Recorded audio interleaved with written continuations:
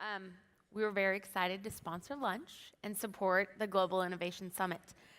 While the Kauffman Foundation has funded all areas of the supply chain or the continuum of entrepreneurship, from venture, and some of you guys have mentioned the Kauffman Venture Capital Fellows, to angel, to university entrepreneurship programs, it wasn't really until we paid attention to the research in network theory that we really understood kind of the secret sauce of entrepreneurship as a driver of our economic growth, and that secret sauce is, of course, networks. So what does this mean to you? Our research shows us that the majority of new net jobs come from companies that are 5 years or younger. And what that means is that for all of us that care about economic growth, there's two main things that we can do. One of those is increase the number of new firms, and the other is accelerate the growth of those firms that are 5 years and younger. This acceleration process really happens when there are networks in place to allow that to happen. So examples of this include the networks of funders that know one another and introduce companies that they fund to their first customers. Another prime example of this is actually a man that I just met in Portland, Oregon, who owns an LED company. He has an advisor that just joined his board who used to be the head of business development of Philips in Denmark. Talk about a great way to introduce an entrepreneur to a future strategic partner or investor.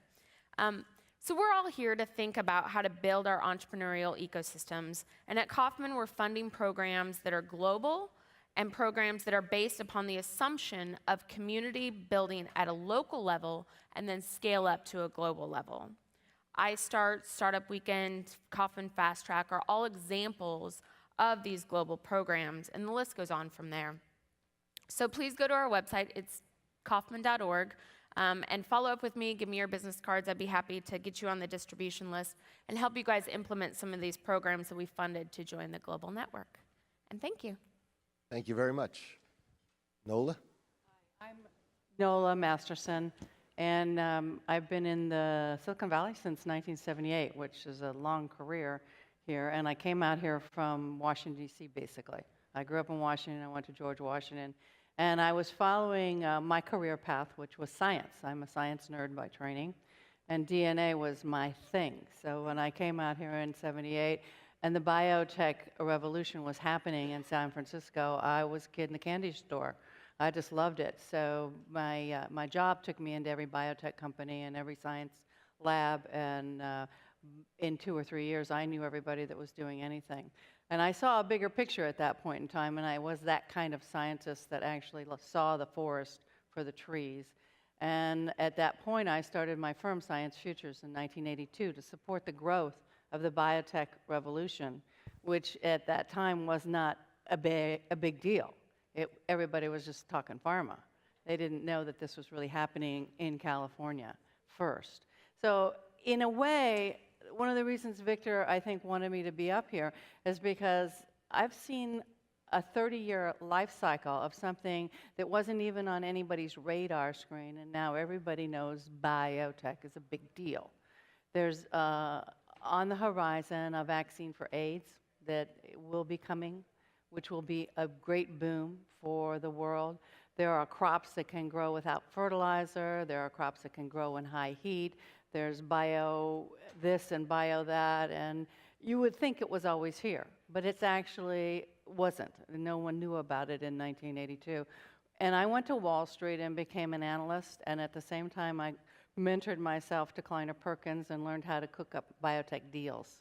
I've been able to put my name on 4 deals that went public on NASDAQ, including Sequenome, which was a test to see if we could get the mass weight of DNA using a physics principle called mass spectrometry, which we have, which now DNA is on a chip. And I have to say that after funding and seeing all these successes, my view of the rainforest and what it took to create that is exactly what's in the book here. So what do we take home? We take home a roadmap for how to do that in your country. We take home a way to plumb your own DNA to say, what do I want to create? And what do I need to create that, and who's going to help me do it? That's really putting the roadmap in a nutshell. And from my perspective, the innovation that it took to get biotech off the ground is the same inherent DNA that we all have, because we're inherently programmed to love and trust each other. Everything else is not what we're programmed to do. It's been fed to us from childhood to fear and hate people that do not look like your neighbors. But that's not really what our DNA wants to do. Our DNA wants to trust.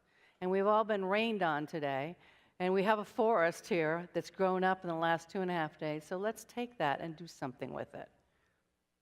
Thank you very much. Carol? Great.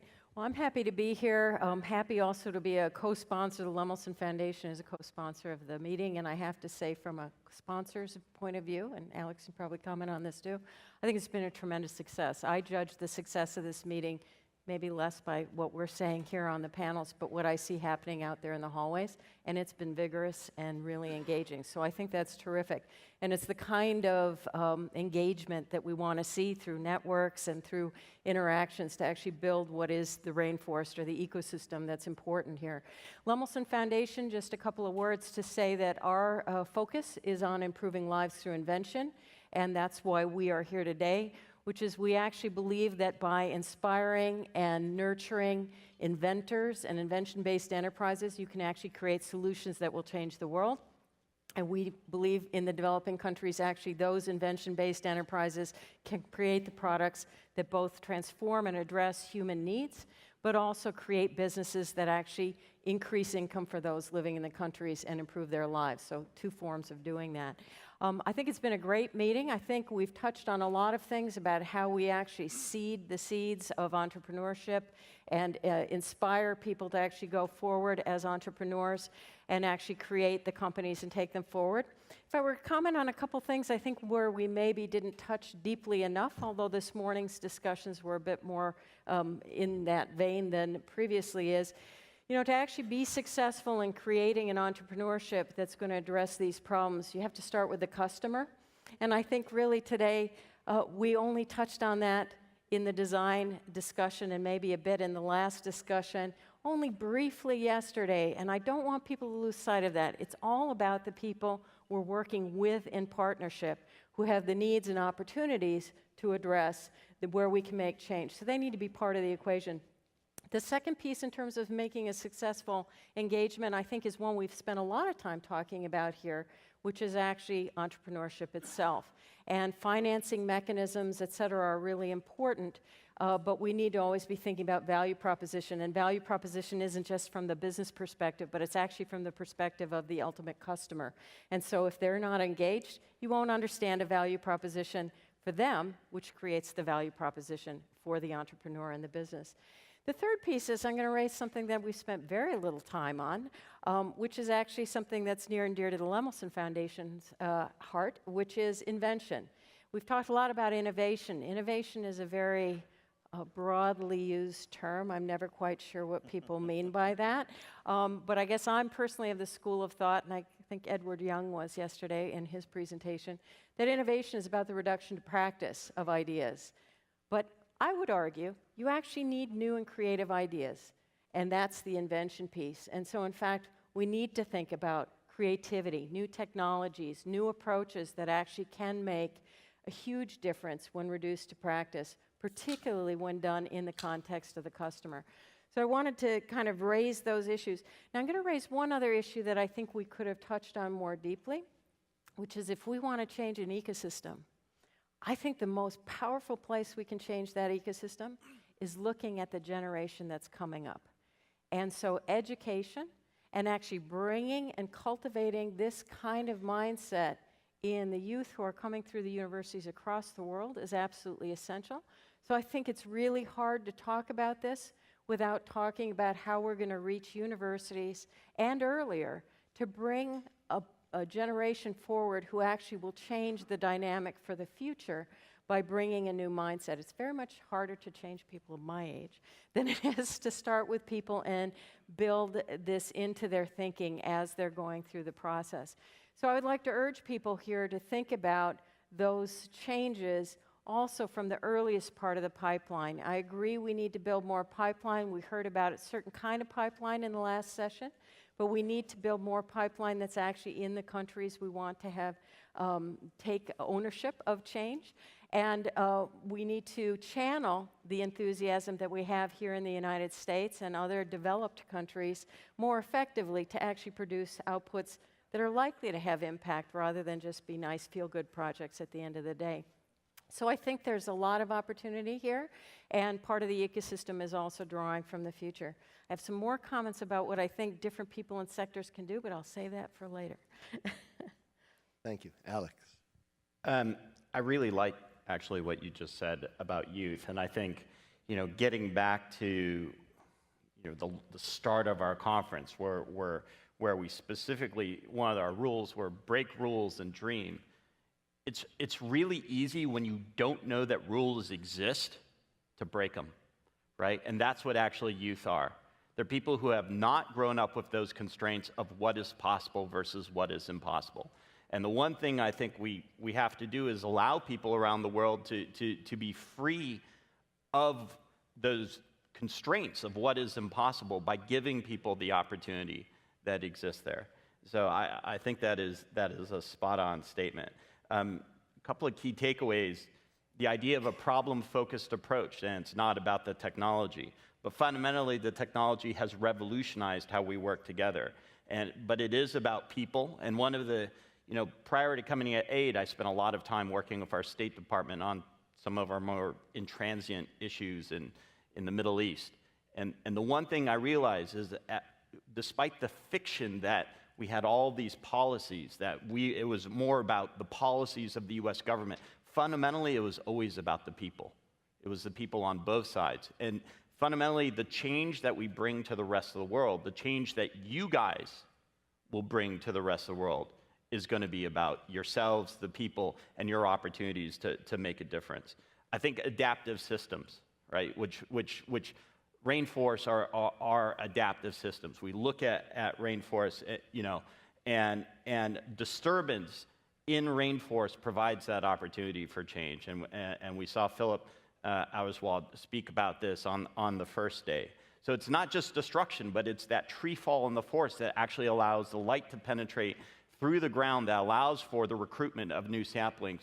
It is periods of great change that actually give us the opportunity to do spectacular things, to take new approaches that are out there. And there is a great phrase that was said: ambiguity and discomfort are necessary for innovation. And the hard part of bureaucracies like USAID and big foundations or big companies is they don't like that ambiguity. But that's actually what we need for innovation to occur. The idea of diversity. Rainforests are based on diversity. They create space for diversity that's out there. There's physical structures that allow for that, and there is failure, right? Because you have this diversity of approaches. You have, places that are resilient to changes around the world. Places that survive are based on the fact that there is a diverse gene pool, and we need a diversity of approaches. Part of that, I think, is recognizing that you want to build collaborative approaches, you want to take into account the diversity, and this is both a challenge and an opportunity that the diversity presents. But it's also recognizing, and I think, it would have been interesting to have more discussion in the last session on IP, that there are different ways that places around the world deal with intellectual property. There are different ways that people might apply intellectual property protection from hardware versus software, where we have seen a blockage of the pipes that exist around the world. India has taken an open source approach to drug discovery to free up the IP that is based on their culture and is based on Gandhi, and we should pay attention to those things. The other takeaway I have is, I kept hearing it over again, talent is everywhere, but opportunity is not. And we really need to find ways to unleash the opportunity that is out there. And part of how we do it is going to have to be through cooperation. Challenges, I think, you have to have the flexibility to change, and it's really hard to have change in organizations. And I'm going to give a shout out to Krista Donaldson.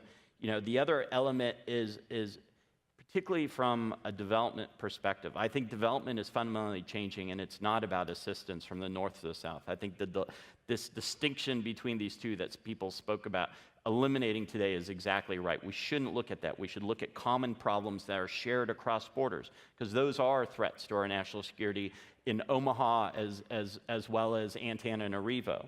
But that requires us, Krista Donaldson, to treat people like customers, not like poor people. They make purchasing decisions. They find values in things. We should be thinking about the people in the developing world as our customers. We should be developing systems that treat them with that level of respect. We should be looking at people as partners at the end of the day in terms of what we have. The last thing I'm going to say in terms of next steps, because I think this audience will have a lot to say, and I'd like to hear it. This can't be top down, and it also just can't be bottom up. And it's got to be about creative assembly. And it's unclear about how that exactly will work, but there is no correct answer. It is through the experimentation, through the failure, and through the creation of spaces. And one of the things I'd really like to do is challenge Grand Challenges Canada, challenge Gates, challenge these other organizations, challenge Lemelson and Skoll and Kaufman to work together that we can help create as many of these spaces as possible. Thank you. Well, thank you very much. Alex, you actually ended with where I was going to try to pick up a little bit, which is to ask an observation and then two questions that come from it. It seems to me, just from listening, and as Carol was alluding to, there's tremendous buzz in the corridors. There's a sense of camaraderie and community, which is just wonderful to see. And a number of people have come up to me and just on their own volition commented on the good group psychology which they found in the room, which they don't find in other conferences.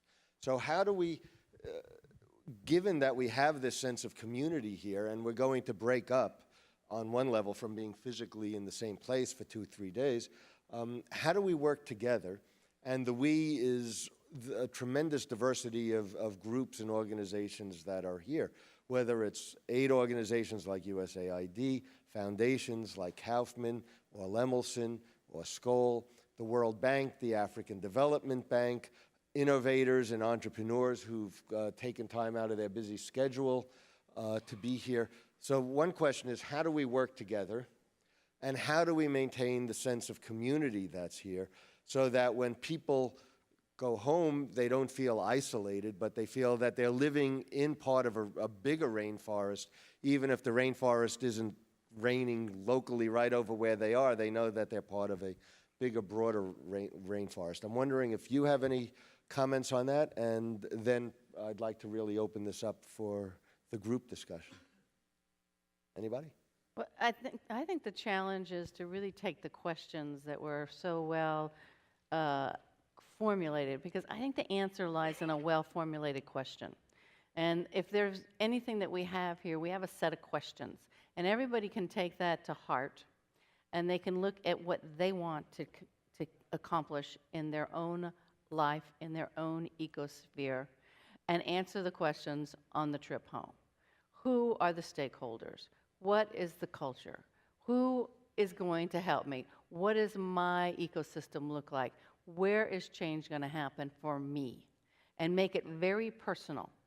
Because I think if we try to coordinate what everybody's doing and keep it all together, we won't be able to do that. That's an unrealistic expectation. But we can take it home. We can take it to heart. And we can say, what do I want to accomplish in my life that I got a set of questions to lead me to the answers to here. Thank you. Yeah, so I comment on a couple of things. One is I think there's a nice opportunity that's emerging through networks that are already assembling. And so, you know, I'll kind of give a shout out here to Andy, which is the Aspen Network of Development Entrepreneurs, which is a great venue for people to come together who have different parts of the puzzle or the ecosystem or rainforest and actually share thoughts and share ideas. There's a new one that's also coming up more on the education side, which is called Sustainable Vision Connect, which is run by the National Collegiate Inventors and Innovators Alliance, which is actually about sharing practices around how you educate in order to be part of this ecosystem effectively. And I think that's a huge opportunity. We have here representatives from engineering societies that are looking to build that as well. And across, you see it coming up. So I think it's about dialogue and people keeping in touch and actually talking to each other. And per Alex's point, I think that many of us talk together, but we need to find better ways to partner and actually build the bridges.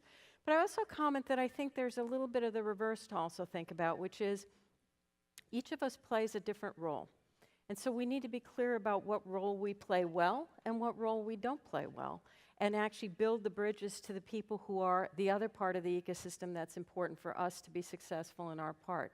And so with that, I'd like to make just a couple of comments maybe about people who are in different sectors and what it is that they might think about contributing as take-homes from the ecosystem perspective. I mean, one, I'd turn to governments and say, you have an opportunity to fund fundamental research and discovery that is not well suited to others, perhaps in this room, and we need to leverage that, so don't stop doing that. There's all kinds of research. There's discovery research. There's population research that informs things about delivery and dissemination. That's this kind of thing, the testing of what tools work and don't work, very much, I think, in a government role. Adapting and creating new mechanisms for different types of challenges. Alex, I know you personally have been deeply engaged in this, but I'd encourage others in governments to do the same thing, which is step back and say, do we have the right tool to actually encourage the type of work we need? Supporting the definition of customer needs. That's absolutely essential. I think we heard that, just brief voices of that throughout the conference, but when I sit at the table and talk in the hall, that's probably the single number one biggest issue. And, how do you bring people who have the skill sets to define that, whether it's the design process or people with anthropologic background or people who are on the ground working there, need to bring that into it. I think governments have the right sort of funding and ability to actually support that kind of work, maybe not the right connections to actually get the information. And then creating demand through procurement mechanisms. There was a point I think that was made perhaps by Peter, but I think we also heard it a little bit in Edward Young's talk, which is, Peter, if I quote you, is something like, it's about demand dummy or something like that. That may be a Peter Singer quote. But governments are the ones who actually have that kind of capacity to create demand, and that actually drives innovation. Funders. Okay, now I'm talking to myself, but I'm talking to other people in the room. I think you need to think about funding in a way that prepares your grantees for the future. Funders too often, I think, are perhaps even overly generous and forgiving. And in fact, if you're thinking you're creating a self-sustaining enterprise for the long haul, start introducing people to the concept of milestones and staged funding and deliverables, because that's actually what they're going to need to do when you hand them off. And the receiving end's going to be expecting that. And then it's partially the funder's responsibility to build the bridges for the future. And that's part of where the network and the ecosystem gets strong. And then also taking risks. Foundations like ourselves have the opportunity to be more patient and take risks that sometimes governments and private sector investors don't have the chance to take. People in the financing world, I think some of the messages we've heard here is, explore alternative mechanisms. Venture investments in equity may not be the right solution and may not always be the best solution. We need new tools that fit in this world and support this ecosystem.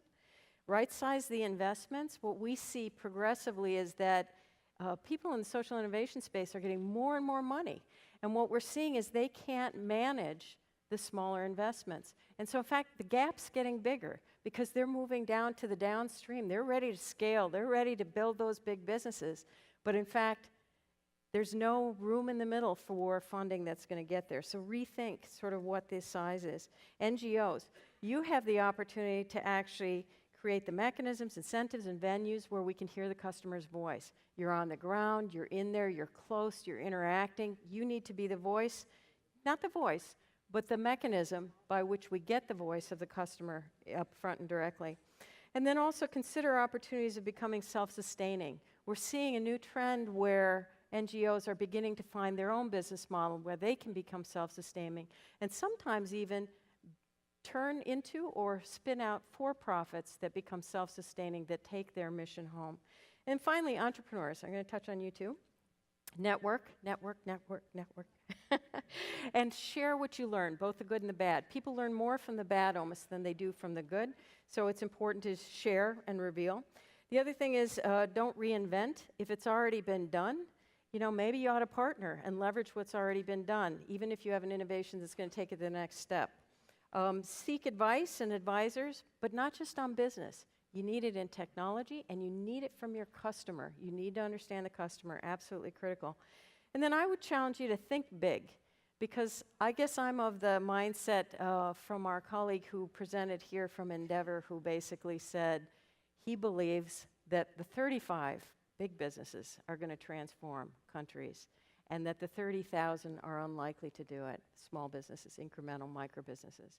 And so I guess I believe that too, and that means you have to start with a big vision. You don't get there without thinking that way, even though you know the path is incremental and may be through those 30,000 micro businesses to get there. And finally, succeed.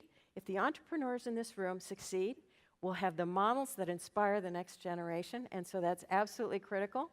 So we want to be there to help you to succeed, but it's your job to actually take to success. So my thoughts. Way to go, Carol.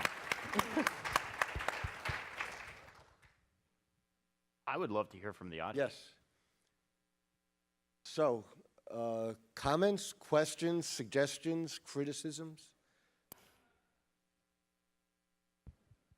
Where do you think is the next step? Where do you think we ought to be going collectively, individually, in our different capacities with different organizations? Yes, please.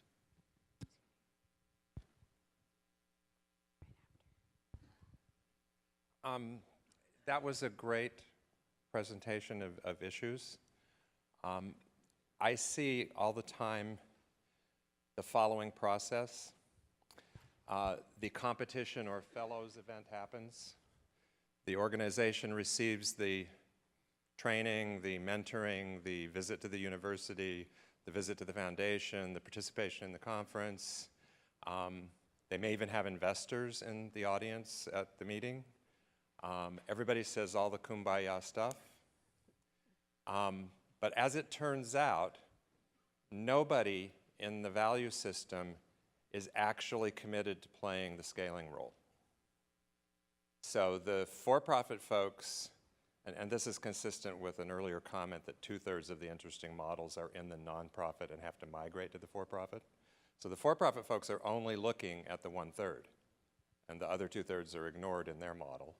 The people in the other side want to spend their time testing and refining in one location and then pass it off to whoever's going to do the global scaling.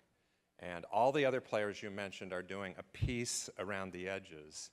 But when you go to the organization who's done all the work, they've got the 5 brilliant organizations, they're ready to scale, and you say the obvious thing to them, well, why don't you get the 5 organizations to put in $2 million each and scale these things? They say, I had the head of one of the large, like WEF, CGI, whatever, fill in the blank, say, we would never do that. So how do we engage this ecosystem that currently exists, and who are the right players to play that role, and how do we, to borrow a CLTS model, CLTS is community-led total sanitation, to borrow a CLTS model, how do we shame them into doing what they should be doing? Nice start. And it looks like Peter's got a response as well. Oh, just to follow on, Alex, in the middle of your thing, you challenged Grand Challenges Canada and Lemelson and Kaufman and Skoll and et cetera to collaborate on scaling. We already have, we already have excellent collaborations, as Dave pointed out, at the beginning of the stimulus of innovation pipeline at proof of concept and that transition to scale. You challenged us to collaborate on scaling, and I'd just like to say, we accept. And to your comment from the for-profit side, none of my venture capital investments would have happened if they were not shared with risk with other firms. So your model of everybody put in a little bit is the only way venture capital works. Yeah, there are discussions, and I think people are thinking seriously about scale nowadays. So I would push back. We're definitely thinking about scale in the designs from the upfront of saving lives at birth and the other grand challenges that have come out. Powering Ag, our most recent partnership with Duke Power and Sweden and some other partners have just recently joined us, I think Germany, has been also a partnership with the African Development Bank to see how we can bring these individual innovations. It's not just about creating new innovations, but bringing them to scale. There's a whole nother world of things like advanced market commitments, which are starting from the perspective of scale without the innovations actually been there, that make the promises that we will buy, 1 million doses, 10 million doses of a particular vaccine. But I'm going to turn around on you, because I also think that there are places, one of the things I worry about is where will our intervention as, the world's biggest bilateral development agency actually distort markets, actually prevent things from getting to scale. I mean, we also have this great habit of pilotitis, so I understand, what you are talking about. But one of the programs that we have as a little tiny pilot is called Launch, that we do with NASA and Nike and State. And one of the interesting things about Launch is it brings together people for about 3 days, 10 innovators in a particular space, and we tear them apart. But then we make commitments. So there's some creative destruction, but there's commitments to them of introductions. Venture capitalists are there, entrepreneurs are there, technical experts, people working in that space are there.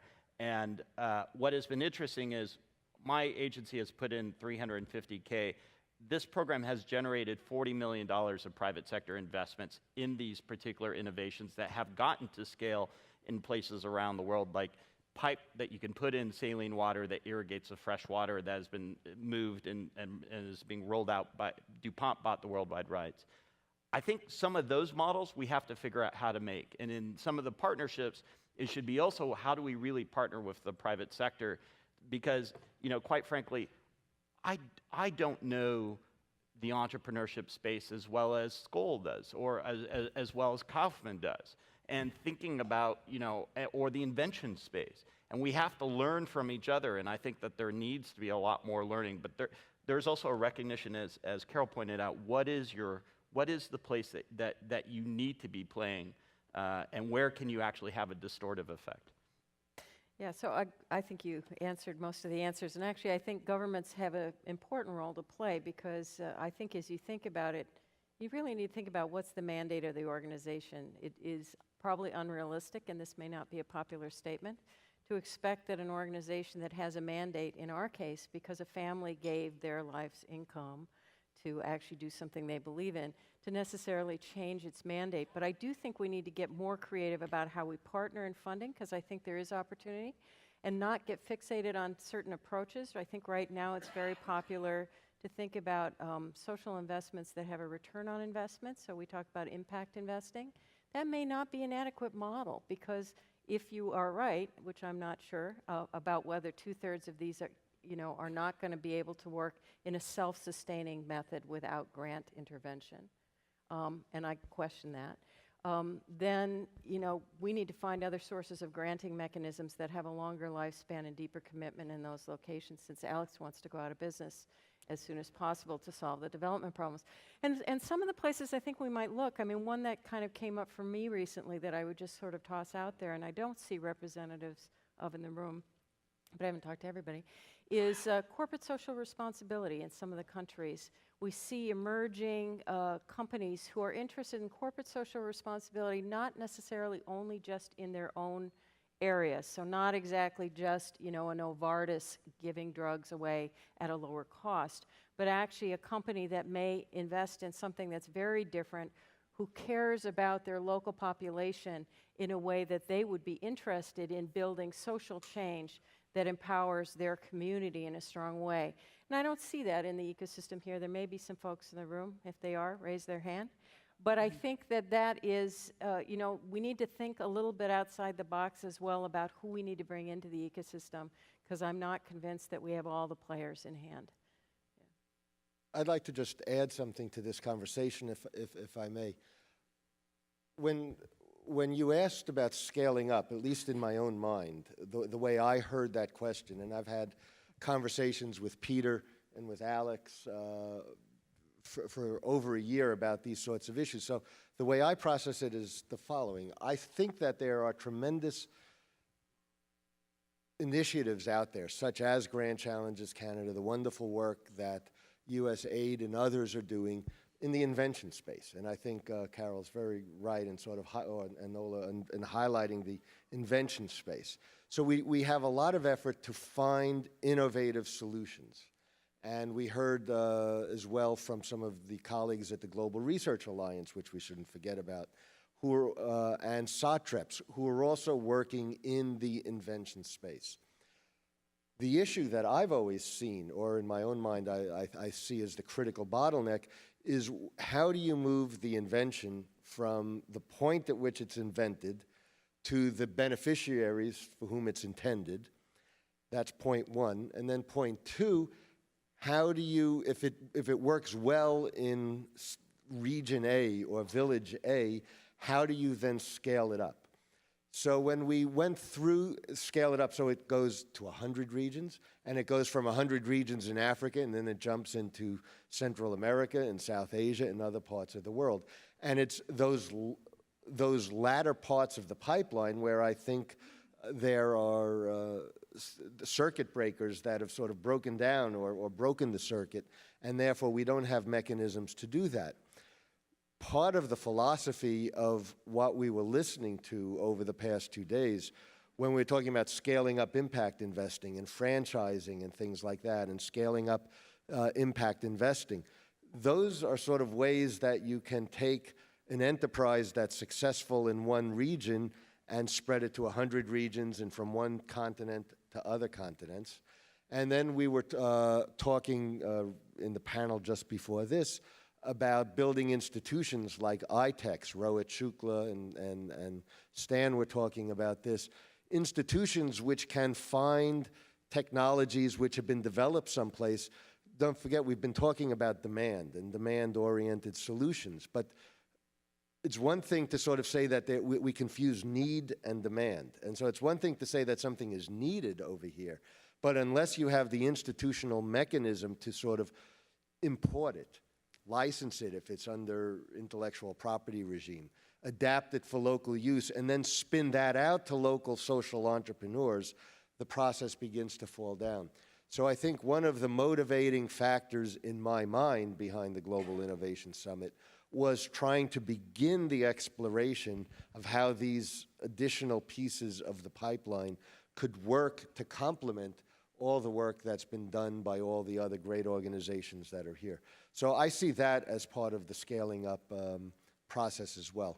So I just wanted to throw that out, although my role as moderator is more to moderate than to participate as a participant. Well, Al, if I can just put a term to that, which I'd like everybody to take home as a self-appointed task, is to become psychic welders, the term I use in my business, because a welder doesn't stay with the weld, but if you can see from the Lemonson Foundation a connection to USAID and you make it, you are a psychic welder. If you can see an invention that would work here and you know somebody that would benefit from it and has the money to put into it, make the connection, because we all have to start to be self-appointed psychic welders. Simon? Have the mic. Oh, I'm sorry.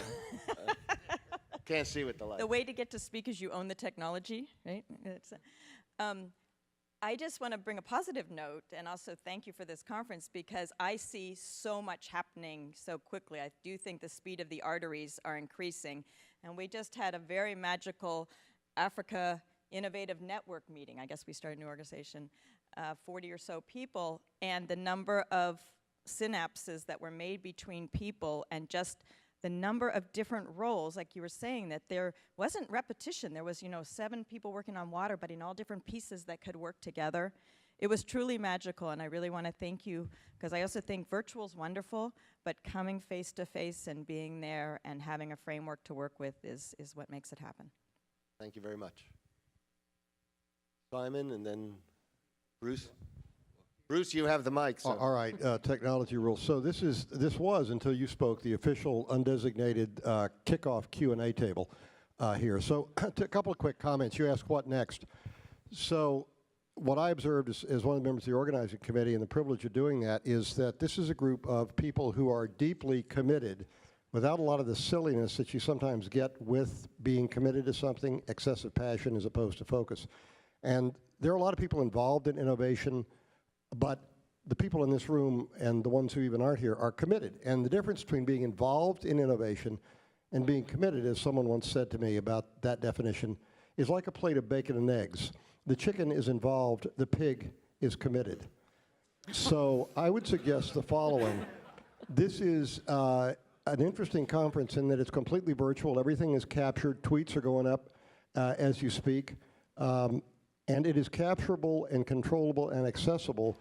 So I view this actually as the old science fiction thing of migrating from the body into the spirit without getting hokey about it. That after this, networks have developed, they will develop, people will forget a lot. But by having access to what's going on here online, people will be able to go back and access thoughts, comments, people's emails that they want to contact and create networks. And those networks are like new neural networks that will result in something much greater, I think, than existed before. So this is a group of pigs who are deeply committed to being bacon. Thank you, Bruce, for putting it so eloquently. Simon. My name is Simon Bell from the World Bank. I'd like to make a comment about the 3,000 versus the 300,000, or whatever the relative numbers were. I think it's all part of the same ecosystems, and I think we can be seduced by the 3,000 because they give you the growth, they give you the employment, they give you the impact, they maybe give you the scale. But I think it's all, the 300,000 are also incredibly important in this process as well. I think the 300,000 can bring in many more youth into the process. I think they can bring in an entrepreneurship culture in many of our societies, which does not exist. I would even suggest that it's one way of getting women in, where it's very hard for women to get in at a higher level. We know that a lot of micro enterprises, are actually run by women. So I think we need to be thinking about crowding people into that space, because I think if only 1 or 2% of those 300,000 actually make it to the 3,000, we've actually achieved something. And I think one of the biggest scaling effects I've ever seen was in India with Amul milk in Gujarat. Started off just a different buying method of milk from landless peasants, and now 3 million landless peasants are actually doing extremely well in a company which sells milk products all around the world. So even scale and innovation can come from that 300,000. So I think we need to think of this as a continuous ecosystem. Sure, we get the big bang for our buck from the 3,000, but let's think of this as a continuous process. Sorry. I know that I'm not technically on this panel. No, there's no such thing as technically. But so to your point, the Kauffman Foundation data tells us a couple things, and that is there's about 600,000 companies, and that's just in the US alone. There's about 600,000 companies started annually, so that's about 1 per minute. So from that, we see that it's less than 1% of that creates over 40% of all the jobs.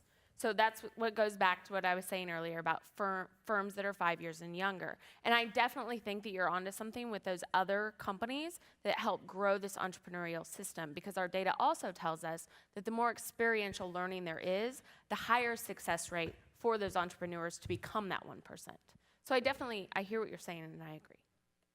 Doesn't the Kauffman Foundation also have some statistics around venture capital these days? We do. You want to speak to that? No.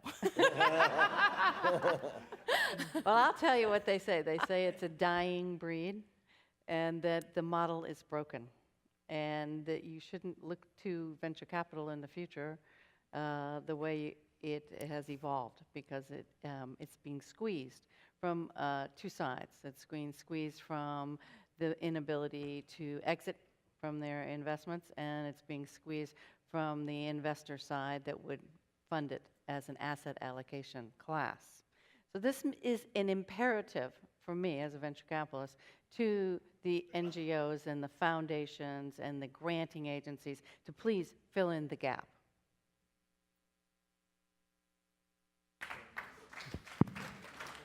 So if I can maybe just comment a little bit on your comment. I think obviously you may need those 300,000 businesses to get the 3,000 to 35 or whatever. I agree with that, because there is an attrition, and I agree with building the entrepreneurial spirit. But I also think that if you look here at some of the organizations that have had huge impact in empowering people to have incomes and lives, they've actually done it in a coordinated way, whether it's Solar Sister or Living Goods, you know, where they actually are taking a model and franchising it in a way that creates individual capacity to earn money and earn and have their own business. But in fact, there was some organized principle that's allowing it to spread and propagate instead of each one of those women who are actually doing that service right now having to think it up on their own and figure out how to finance and all that kind of thing. So I'm certainly not against that. That wasn't what I meant. But rather, there is some value from the bigger view of how you do that that allows it to actually propagate much more quickly. So. Please. Thank you. Good afternoon. Thank you very much to the GIS team for organizing the conference. My question's for the panel as well as Al, if you'd like. I'm curious for next year, what might you think of as a theme or as a location for Global Innovation Summit? What do you see as a large picture, either location like Silicon Valley or concept that would be great to bring to this audience in the next year or so? I can't think beyond like 3:30 today. I mean, my brain can't even think now, to be completely honest. You know, For the panel as well. The idea but- behind this was a Davos for doers. In Switzerland, you have a lot of talking heads every year about economy. But this is a place for people that really want to do something. So I think that next year what we want to do is come back together and say what we did in the last year, and then maybe get more granular about education and IP. And there's another way of doing copyright called Creative Commons, where they have 40 different ways that you can copyright and share at the same time your invention. And I think we need to just get more granular about what's really happening. And a lot of it is progenitored here in Silicon Valley, but it needs to get out. It needs to go. So we might still come back here. Just an idea, most rainforests are actually in the developing world. So that could be a location, and I'm happy to offer tours as well if we actually get to a mega diverse country. No, I mean, I think just jumping ahead a little bit then, without preempting my colleagues Victor and Greg, I mean, I think this started as sort of a conversation a casual conversation we had. Hey, what about doing a global innovation summit? Yeah, it sounds like interesting. Let's do it. And here we all are 18 months later. But I think something has been developed and something has been created here. And so we would like to find a way to sort of follow it up, perhaps next year. And we need to think, since we know in advance that we have so many people here, perhaps we can sort of start the planning process and the organization process in a more organized, systematic way than we did it this first time, which is sort of just starting with a blank sheet of paper and knocking on doors and catch as catch can. So, but we need to sort of give some thought to that. But I think one of the things I would say is we want your suggestions. Nola gave some wonderful suggestions, but clearly, what do you think we ought to be doing? And where do you think we ought to be doing it? And what do you think we missed? And what do you think we did wrong? And what do you think we did right that we ought to focus on emulating and replicating? But especially, what did we do wrong so we don't, ideally, we don't do it again? So we've circulated some pieces of paper asking for evaluation, and even if you don't have it, just send emails and let us know what you think. Really, we want this to be an open, collaborative process, and perhaps, again, I haven't chatted with my colleagues, but we'll put it all online, and everybody can then, just like, you know, on the internet, everybody can comment on everyone else's comments, so it becomes, but that's the best way to sort of crowdsource ideas and comments, is sort of let everybody in on the conversation rather than us having a large number of bilateral conversations. Let's have one big multilateral conversation, and then we'll sift through it and see where it all goes. But I'm a firm believer in trying to do this communally. Do we have any? Oh, please. Mamadou?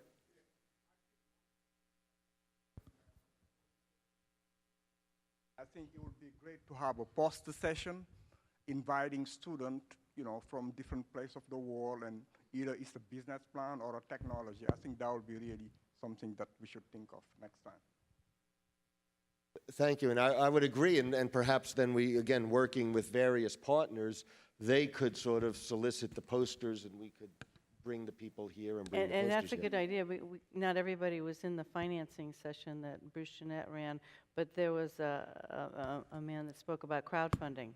And I think we're going to see more crowdfunding. And Bruce and my idea when we were behind the scenes thinking about some of the entrepreneurs that might be coming to this conference was that there is a global access portal now to financing. You don't just have to know the people on Sandtail Road to get money.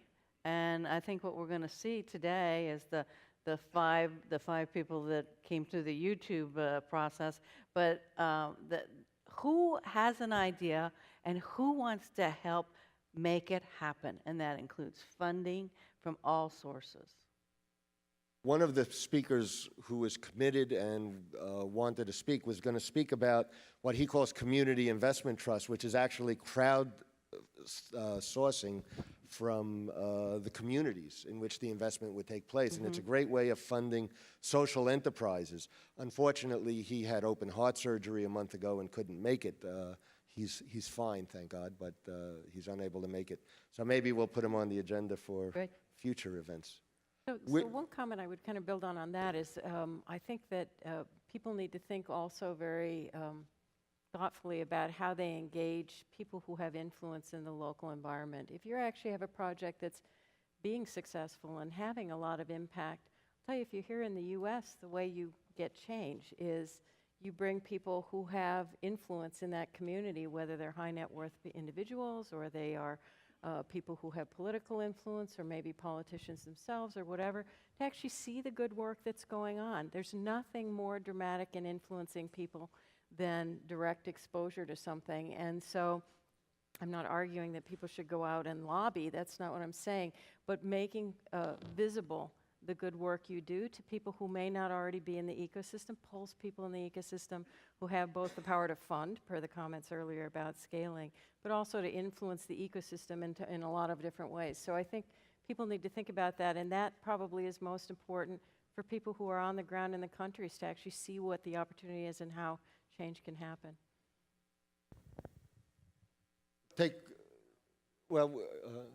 Okay. Over here, and then we'll just keep going around. But we're running a little short of time, but No, I was just going to say, I think there you are have the some mic, and then over here. overarching lessons from the rainforest for all of the ecosystems we're involved in, but that something useful for next year might be to break into subgroups, like the group that's interested in Africa, and see where we could think about some of the specific issues for our particular ecosystems. I know I work in the life sciences and global health, and that would be interesting, and I'm happy to take the lead on forming that group. I'm on the Facebook page for the Global Innovation Summit, and feel free to reach out to me if you have an interest in that area. One idea might be, and I'm just proposing this out there, is if this is truly a global innovation summit, to have nodes around the world that are doing this simultaneously, that are in Silicon Alley, that are in, I don't know what Silicon, Texas would be, but the equivalent, the Silicon Desert, but think about how do communication has made distance and place irrelevant. So how do we actually engage? When I make the statement about rainforests being the developing world, is because we should be inspiring. Someone just had a tweet about the need for inspiration. How do we actually inspire and build these communities of practice around the world, and have a presentation that allows us to use the technology that we're all tweeting on or displaying to actually connect people, to have one place challenge another, to be able to get people to work together. And it's exponentially harder, so I now turn it to you, Al. Thank you. I'm going to just turn it back to the Saad, please. If we all agree that Silicon Valley had been at least partially inspired by the Phoenicians that I talked about yesterday, may I extend invitation to the summit to be held in Lebanon next year? Thank you.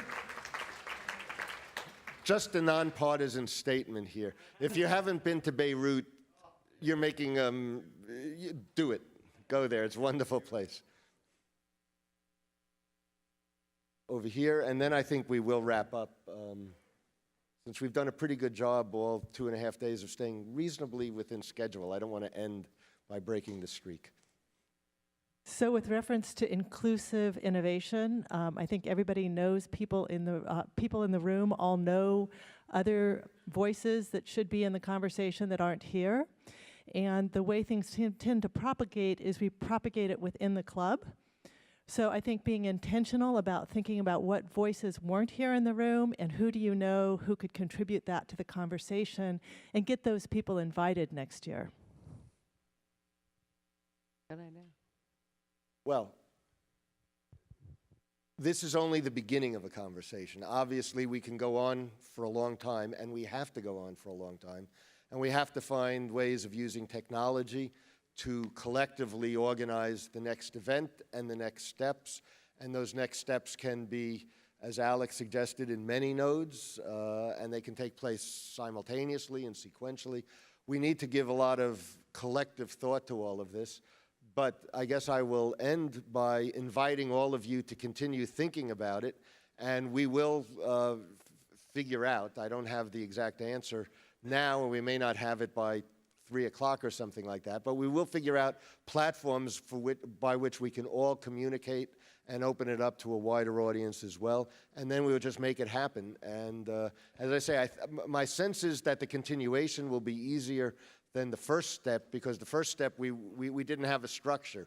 Now we have a wonderful structure and a huge amount of assets, which is all of you, and all of our partners who've been extraordinarily generous with their time and their money and their intellectual involvement with the summit, specifically the Lemelson Foundation, USAID especially, and then Kaufman and Skoll and so many others who, the World Bank and the African Development Bank, who lent their name, lent their money, lent their reputations to bringing people to all of this. So together we will just find ways to continue this, and this is just the beginning of a conversation, not the end. So thank you very much.